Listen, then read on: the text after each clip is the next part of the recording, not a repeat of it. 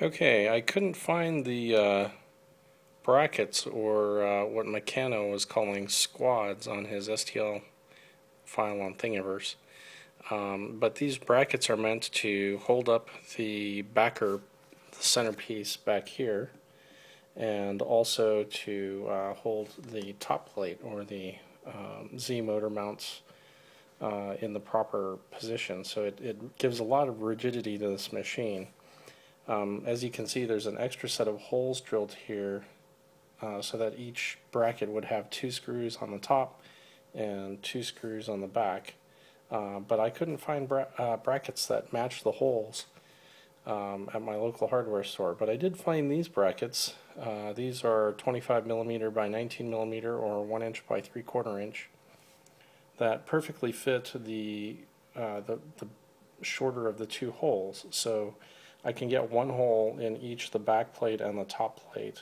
And since there are 3 of them, I thought I'd give this a try and see if this gave my machine sufficient rigidity. And it does seem to do the trick. The machine is quite stable now.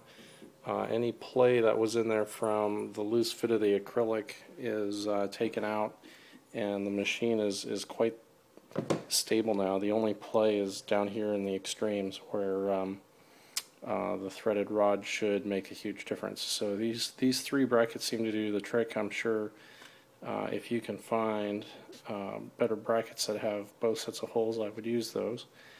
But in a quick bind, here are the parts you need to make this happen.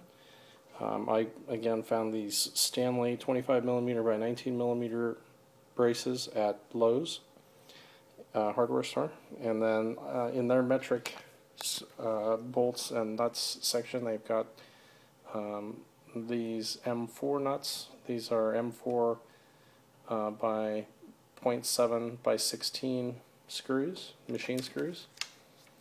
And then they've got, I bought these nylon lock nuts, also M4. And I just got a set of M4 washers to put between the acrylic and the nuts to hold everything together. And here's one last shot of the brackets in place. And everything seems to be going well. Next stop, threaded rod.